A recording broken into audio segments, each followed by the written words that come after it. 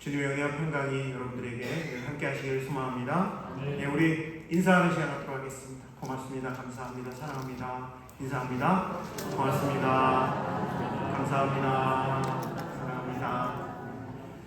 말씀을 함께 나누는 이 시간, 우리 저는 기도하신 것처럼 하나님께서 저와 여러분의 마음 감동하셔가지고요, 말씀 잘 깨닫고 한 주간 또 말씀으로 승리할 수 있는 귀한 이 시간 되실 수 있기를 소망합니다.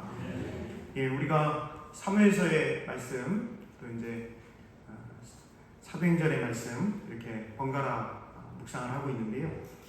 오늘 사무엘서 11장 말씀 중에서 구원을 베푸셨음이니라. 한번 따라해 주실까요? 구원을 베푸셨음이니라. 구원을 베푸셨음이니라. 예, 이 제목으로 함께 말씀을 나누려고 합니다.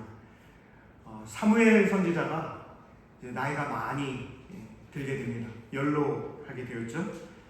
이때 사무엘의 두 아들 요엘, 아비야라고 하는 아들이 있는데요. 이 두 아들이, 여러분, 요엘이라고 하는 이름의 뜻은 뭐냐면 여호와는 하나님이시다 라고 하는 이름의 뜻이 요엘이에요. 요라고 하는 말이 여호와라고 하는 뜻이고, 엘, 하나님. 그래서 여호와는 하나님이시다. 이름 좋아요, 나빠요? 이름 참 좋죠. 요엘. 나중에 또 애기 낳고 요엘이라고 지은 사람이 있을 수도 있어요. 아비야. 아비야도 이름이 참 좋습니다. 아비라는 말은 나의 아버지라는 뜻이고요. 아비야 그러면 여호와는 나의 아버지이시다. 여러분, 이름의 뜻이 좋습니까? 나쁩니까? 얼마나 좋아요. 사무엘의 두 아들이 요엘과 아비야인데, 그런데 사무엘상 8장 3절을 보니까 이렇게 기록이 되어 있어요. 이 두 아들이 자기 아버지의 행위를 따르지 아니하고 이익을 따라 뇌물을 받고 판결을 굽게 하니라. 이렇게 기록이 되어 있습니다. 그 귀한 아버지, 기도의 아버지, 기도의 할머니의 본받아 살아가는 것이 아니고요, 요엘과 아비야가 그저 이익을 따라서, 돈을 따르고 물질을 따르고 명예를 따라 판결도 굽게 해버리는 그러한 삶을 살아가고 있다라고 기록되어 있습니다.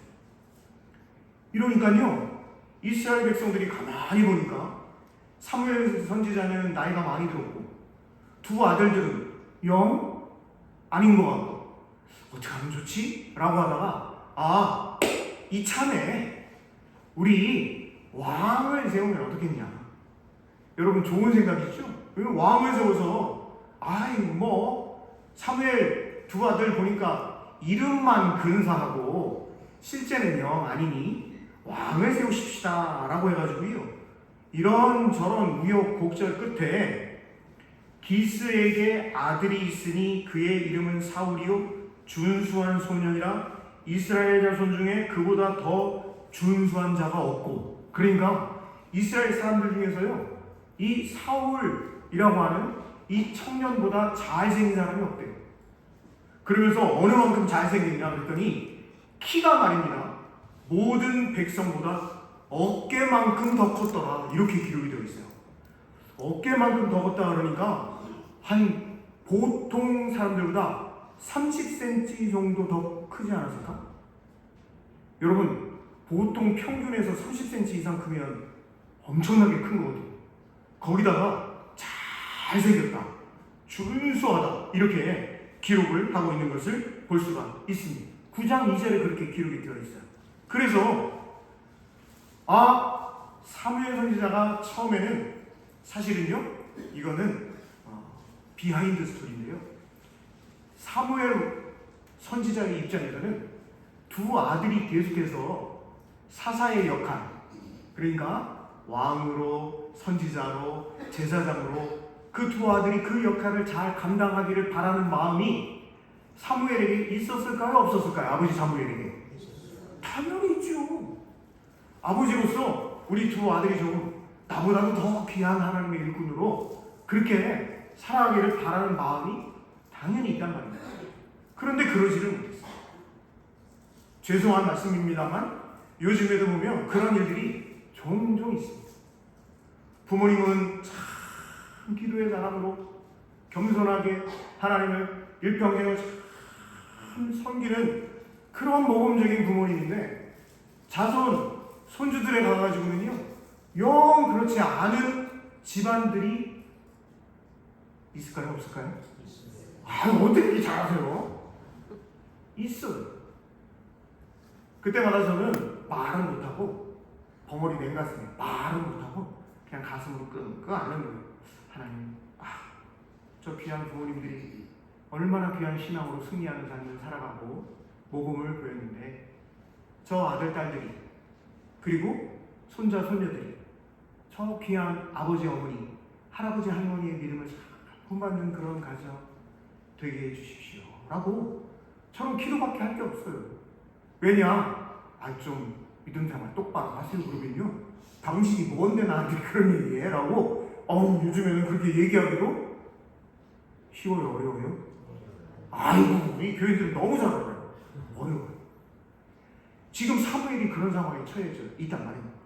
그래서 하나님께 사무엘이 기도하고 백성들을 설득하고 하려고 하는데 안 되는 거예요. 그래서 10장 1절을 한번 보시면 사무엘상 10장 1절을 보시면 제가 읽어드릴게요. 이에 사무엘이 무엇을 가져다가? 기름병을 가져다가 사울의 머리에 붓고 입맞추며 이르되 여호와께서 내게 기름을 부으사 그의 기업의 지도자로 삼지 아니하셨느냐? 그의 기업의 지도자로 너를 삼았다. 이렇게 사실은 아쉬운 그런 표현이 10장 1절에 기록이 되어 있다라고 하는 것이죠. 이렇게 왕으로 기름을 부어서 세웠는데 그런데 문제는 10장 27절도 한번 보실까요? 10장 27절. 지금 사무엘 선지자가 사울을 왕으로 세웠어요.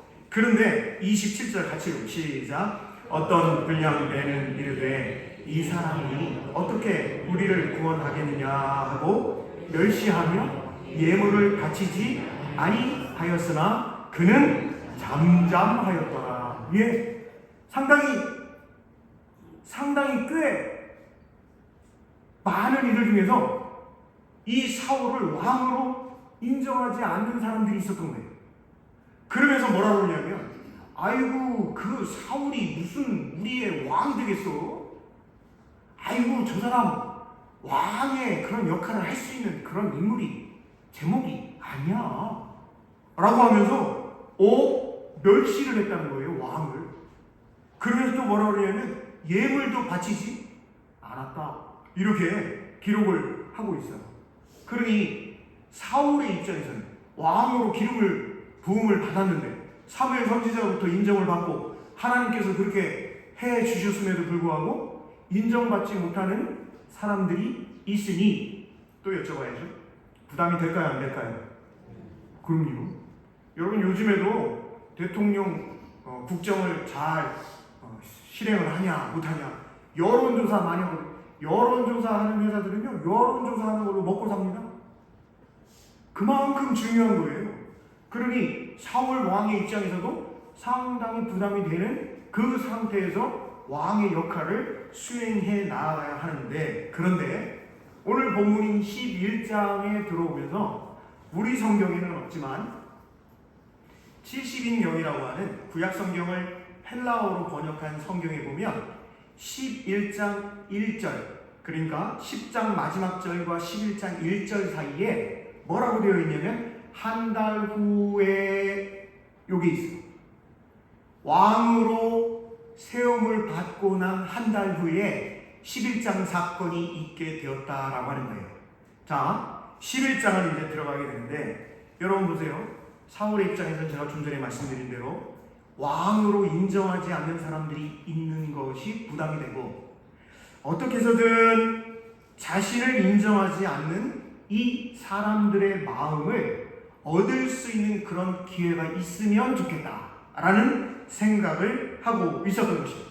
그런데 11장에 보면 암몬 왕 나하스라고 하는 왕이 있었는데 이 암몬 왕들은요 대대로 이스라엘 사람들을 침범해가지고 침탈하고 빼앗는 그런 일들이 역사적으로 계속해서 반복이 되고 있었어요. 오늘 11장에도 암몬 왕 나하스가 쳐들어오는 일이 벌어지게 됩니다. 여러분, 나하스 한번 따라해주세요. 나하스. 이 왕의 이름이 나하스인데 이름의 뜻이 뭐냐면 뱀이에요. 뱀. 이름의 뜻이 뱀이에요. 그리고 이 나하스 왕은 얼마나 잔인하고 포악한지 말도 못한 이 나하스 왕이 쳐들어오게 된 거예요. 길르앗 야베스라고 하는 이스라엘 땅을 쳐들어오게 되는 건데, 여러분 보시면 오늘 본문은요 세 부분으로 나뉘어져 있는데 1절에서 4절에 이제 암몬 왕 나하스가 쳐들어오는 이야기가 기록이 되어 있고, 이 나하스 왕이 쳐들어온 것에 대한 소식을 사울 왕이 듣게 되고, 그리고 사울을 통해서 하나님이 이 나하스 왕과 암몬 족속을 물리치는 그 사건이 결론적으로 기록이 되어 있는 것이 오늘 사무엘상 11장의 내용입니다. 자, 그런데 여러분들과 제가 한번 세 구절을 읽어볼 텐데 세 구절에 각각 공통으로 나오는 단어가 있습니다. 두 자로 된 거예요. 한번 뭔지 잘 보시고 성경에 표시를 해놓으면 더 좋겠습니다. 먼저 3절을 먼저 읽어볼 거예요. 같이 한번 읽어보세요. 3절. 시작. 야베스 장로들이 그에게 이르되 우리에게 이랫동안 말미를 주어 우리가 이스라엘 온 지역의 전령들을 보내게 하라. 만일 우리를 구원할 자가 없으면 내게 나아가리라 하니라. 여러분들에게 힌트를 주기 위해서 제가 그 특정 두 단어를 좀 세게 발음했어요. 우리 9절도 한번 읽어볼까요? 9절 시작. 무리가 와 있는 전령들에게 이르되 너희는 길르앗 야베스 사람에게 이같이 이르기를 내일 해가 더울 때에 너희가 구원을 받으리라. 전령들이 돌아가서 야베스 사람들에게 전하되 그들이 기뻐하니라. 오늘 본문 말씀인데요, 13절 말씀도 같이 한번 읽어보겠습니다. 사울이 이르되 이 날에는 사람을 죽이지 못하리니 여호와께서 오늘 이스라엘 중에 구원을 베푸셨음. 목사님 우리를 무시하는 것도 아니고 말이지, 그렇게 강조해서 얘기 안 해도 다 알아요. 뭘까요? 아유, 선물을 드려야 되는데. 구원이라고 하는 단어가 오늘 앞부분, 중간 부분, 마지막 결론 부분에 핵심 단어로 땅 기록이 되어 있습니다. 그래서 제가 오늘 설교의 제목을 무엇을 베푸셨습니까? 그렇습니다. 그래서 설교 제목 그렇게 정한 거예요. 길르앗 야베스라고 하는 곳은 어디냐면 요단강 동쪽 그리고 야복강의 북쪽에 위치해 있습니다. 할 수만 있으면 우리 교회도 성지순례를 좀 다녀오면 좋겠네요. 가서 이렇게 보면 얼마나 좋을까요? 뭐 지금 전쟁이 난이 많이 그래가지고 지금 못 가지만 하여튼 좀 그런 기회가 있으면 좋겠어요. 자, 이 요단강 동쪽 야복강 북쪽에 위치하고 있는데, 제가 좀 전에 말씀드린 대로 이 암몬 그리고 이 암몬 왕들이요 사사 시대부터 시작해가지고 길르앗 야베스 땅을 넘보는 일들이 계속 벌어지게 되었습니다. 암몬 이 족속이 길르앗 야베스를 포위를 하게 되고요, 그리고 이 암몬이 계속해서 위협을 가하니까 길르앗 사람들이 뭐라고 암몬 왕에게 이야기를 했냐면, 우리가 당신에게 항복을 하겠다. 항복. 그리고 조공을 바칠 터니 우리 평화 조약을 맺으십시다. 이렇게 이야기를 했거든요. 그런데 이 암몬 왕 나하스, 이름의 뜻이 뭐라고 그랬죠? 뱀. 그리고 이 사람이 아주 잔인하고 아주 포악한 왕이었다고 그랬잖아요. 아니, 우리 항복할 테니 평화 조약을 맺으십시다 그러는데요, 이 나하스 왕이 뭐라고 그러는 줄 아세요? 11장 2절 한번 읽어볼게요. 자, 11장 2절. 자, 시작. 암몬 사람 나하스가 그들에게 이르되 내가 너희 오른 눈을 다 빼야 너희와 언약하리라. 내가 온 이스라엘을 이같이. 여러분 잘 보세요. 여러분들 따라할 수 있으면 더 좋고, 주보를 방패라고 생각하고 내가 오른손잡이니까 방패를 한번 들어보세요. 한번 들어보세요. 빨리 왼손으로 들어보세요. 오른쪽에는 칼이나 창이 있으니까 들었다 생각하고. 자, 방패를 이렇게 하면 자 보세요. 이렇게 하고 맞고 싸웁니다. 그렇죠? 그런데 지금 나하스 왕이 뭐라고 그러냐면 너희 길르앗 야베스의 군사들의 어느 쪽 눈을 다 빼면 오른쪽 눈을 다 빼면 평화제가 맺기 때문인 거예요. 여러분 한번 생각해 보세요. 방패로 이렇게 하고 있으면 창과 칼을 들고 있으면 오른쪽 눈으로 보는 겁니다. 그렇죠? 왜냐하면 방패로 이렇게 막고 있으니까 오른쪽 눈이 중시가 되는 거예요. 그런데 오른쪽 눈을 빼버리면 어떻게 될까요? 전쟁을 할 수가 없어요. 지금 나하스가 오른쪽 눈을 다 빼야 된다라고 하는 이 이야기는 아예 전쟁할 사람을 하나도 없게 만들겠다라고 하는 게 첫 번째 뜻이고, 두 번째는 오른쪽 눈을 다 뺀다 할지라도 왼쪽 눈이 있으면 농사 짓는 데는 어려움이 없다 이거예요. 그래서 농사 짓는 데는 어려움 없게 해가지고 그 모든 것들을 다 농작물들 이런 거를 다 빼앗아가겠다라고 하는 아주 못된 그런 왕이 따라주세요. 누구라고요? 암몬의 나하스 왕이라 이렇게 볼 수가 있는 것입니다. 암몬 왕 나하스가 얼마나 길르앗 야벳 사람들을 모욕하고 못살게 굴고 있는지를 알 수가 있어요. 항복하겠다고 하는데도 오른쪽 눈 다 빼야 된다는 거예요. 글쎄. 이렇게 되자 길르앗 야벳 사람들은 지금 큰일 났어요. 어떻게 하면 좋아요? 싸워서 이길 힘은 없고 평화 조약을 맺자고 그러니까 오른쪽 눈 다 빼라 그러지. 어떻게 하면 좋아요? 그래서 길르앗 야베스 성의 장로들, 지도자들이 이 상황을 기브아 주민들에게 고하게 됩니다. 여러분 우리 3절 4절 한번 같이 한번 읽어볼게요. 3절 4절 시작. 야베스 장로들이 그에게 이르되 우리에게 이른 동안 말미를 주어 우리가 이스라엘 온 지역에 전령들을 보내게 하라. 만일 우리를 구원할 자가 없으면 내게 나아가리라 하리라. 이에 전령들이 사울이 사는 기브아에 이르러 이 말을 백성에게 전하매 모든 백성이 소리를 높여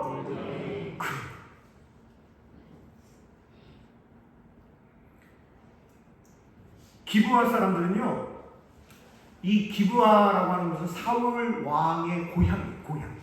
그런데 이 기브아는 어떤 역사적인 배경을 가지고 있냐면 사사기 21장, 오늘 꼭 사사기 21장 그쪽 부분을 보세요. 거기를 보시면 이 길르앗 야벳 사람들이랑 기브아 사람들이랑 그때 이렇게 결혼을 하는 일이 있게 됩니다. 어떤 사건 때문에 그런 일이 벌어지게 되었어요. 그래서 여러분 보세요. 기브아 사람들이랑 길르앗 야벳 사람들이랑 서로 아들, 딸 장가 보내고 시집 보내고 해가지고 결혼을 했으니까 우리말로 하면 일가 친척이에요. 길르앗 야벳 사람들이랑 기브아 사람들이랑. 그러니까 사울과도 연결이 되고 있다라고 하는 것이죠.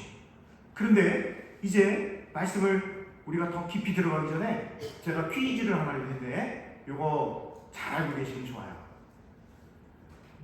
다윗의 원래 직업은 뭡니까? 이 양식의 목동이죠. 사울 왕의 본래의 직업이 뭔지 혹시 아십니까?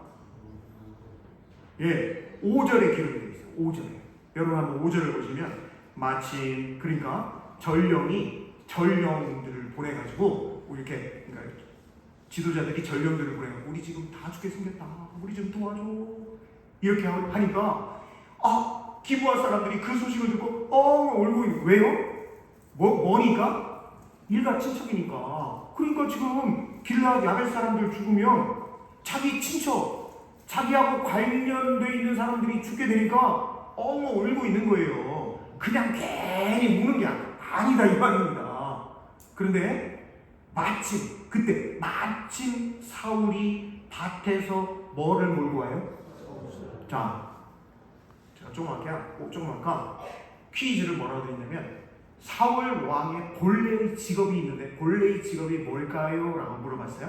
밭에서 뭘 몰고 와요? 그 사울 왕의 직업이 뭘까요?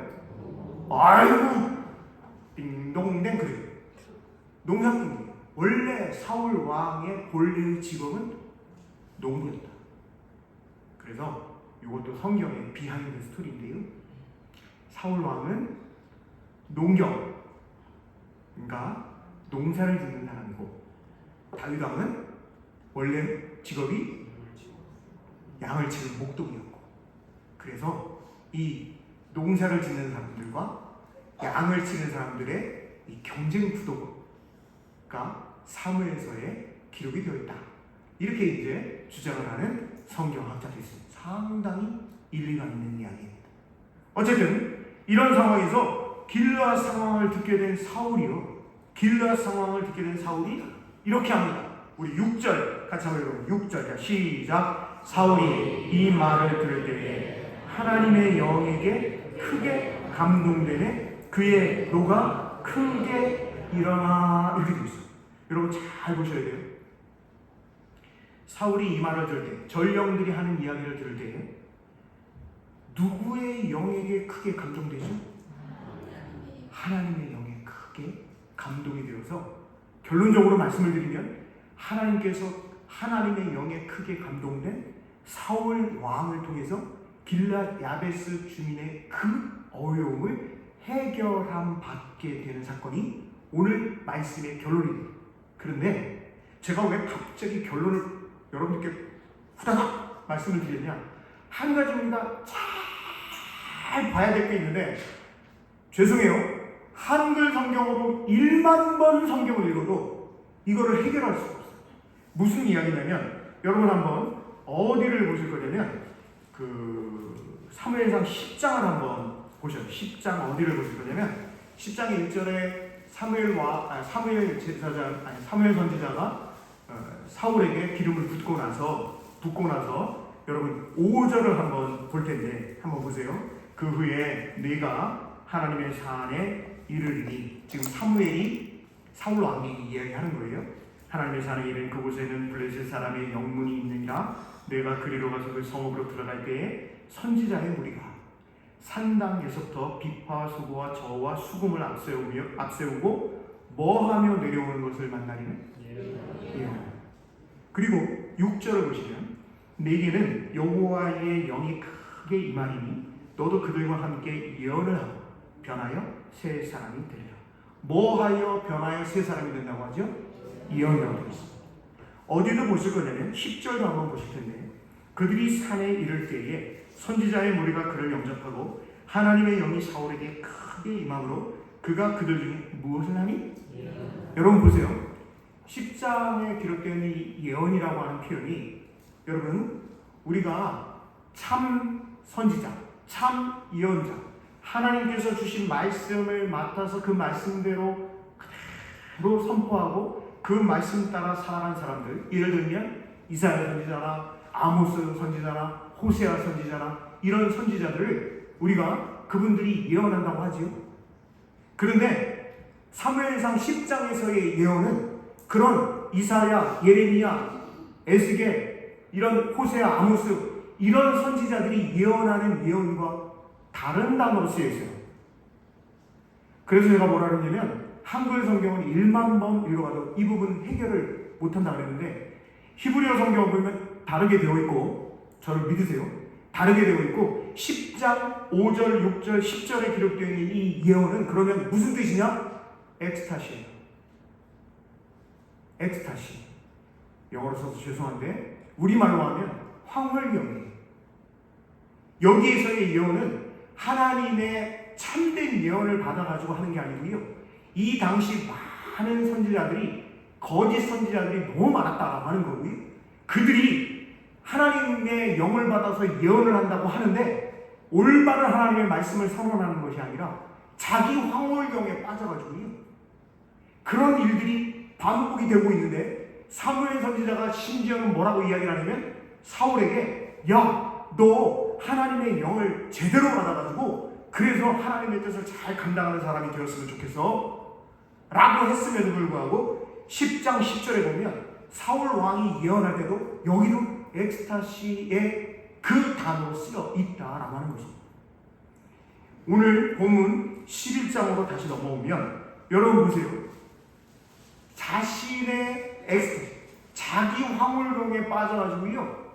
그래서 옛날 사람들은요, 간질병에 걸려있는 사람들, 이 간질 그런 현상이 일어나면 하나님의 영이 임했다, 이렇게 생각을 하는 일들이 많이 있었다고 하는 것이죠. 자, 11장으로 오겠습니다.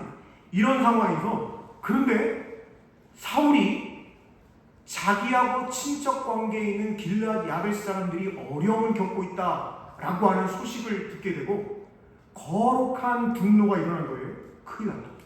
암몬 왕 나하스가 그 잔인하고 포악한 그 왕이 길르앗 야베스 사람들 오른 눈을 다 빼버린다고? 야, 이렇게 잔인한 사람이 어디 있어?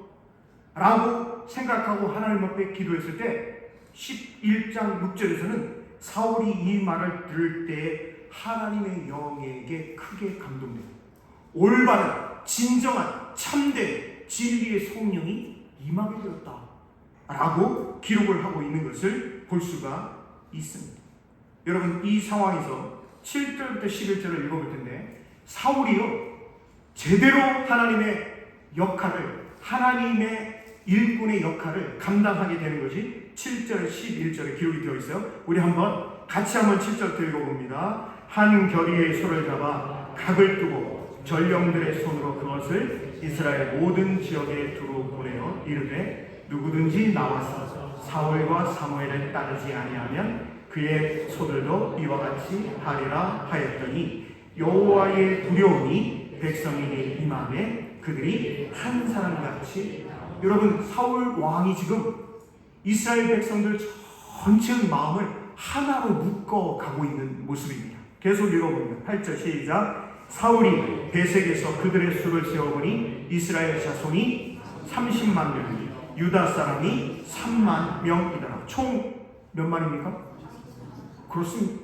엄청나게 많은 사람들이 자원한 거예요. 내가 길르앗 야베스 주민을 위해서 내가 군대에 자원합니다. 내가 군사로 나아가겠습니다. 9절 같이 봅니다. 무리가 와 있는 전령들에게 이르되 너희는 길르앗 야베스 사람에게 이같이 이르기를 내일 해가 더울 때 너희가 구원을 받으리라 하라. 전령들이 돌아가서 야베스 사람들에게 전하매 그들이 기뻐하니라. 야베스 사람들이 그래 사울 왕이 우리를 도와주러 우리 친척 의리 있네 33만 명이나 온다고? 이제 우리 살았다 기뻐하고 있는 모습입니다. 계속 읽어보겠습니다. 10절입니다. 야베스 사람들이 이에 이르되 우리가 내일 너희에게 나아가리니 너희 생각이 좋을 대로 우리에게 다 행하라 하니라. 이튿날 사울이 백성을 3대로 나누고 새벽에 적진 한가운데로 들어가서 날이 더울 때까지 암몬 사람들을 치매 남은 자가 다 흩어져서 둘도 함께한 자가. 여러분, 암몬 족속 나하스 왕의 군대들은요 이제 게임 끝이라고 생각한 거예요. 아이고 이것들 길르앗 야베스 요것들 말이야 빨리 너네들 오른 눈 빼 빨리 그러고 있는 거예요. 그런데 그들이 방심을 한 거죠. 그래서 새벽녘에 군사들이 모두 잠자고 있었던 거예요. 이때 사울 왕이요 역사적으로 쭉 살펴보니까 야습을 해가지고 승리한 일들이 몇 번 있었거든요. 아브라함도 그랬고 이래저래 많은 사람들이 밤에 캄캄한 그 밤에 기습을 해가지고 승리한 것을 알고 있었거든요. 기습을 해가지고요 새벽녘에 암몬 왕 나하스와 군사들을요 둘도 함께 한 자가 없다. 한번 따라해주세요. 둘도 함께 한 자가 없더라. 이렇게 큰 승리를 이루게 되었습니다. 이렇게 큰 승리를 하게 되니까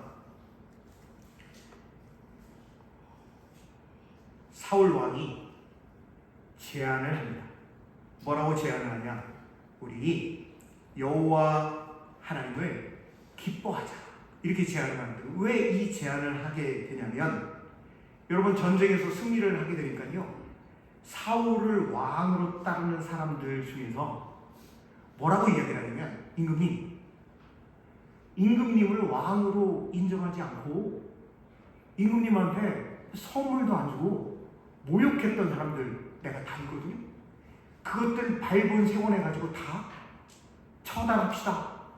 이렇게 이야기를 하는 일이 벌어지게 되었던 거예요. 자, 우리 12절 13절 큰 승리 후에 이런 일이 벌어집니다. 12, 13절 같이 읽어봅니다. 백성이 사무엘에게 이르되 사울이 어찌 우리를 다스리겠느냐 한 자가 누구니까 그들을 끌어내소서 우리가 죽이겠나이다. 이렇게 하니까요, 사울이 뭐라고 얘기를 해요? 자, 13절 시작. 사울이 이르되 이 날에는 사람을 죽이지 못하리니 여호와께서 오늘 이스라엘 중에 무엇을 베푸셨다고요?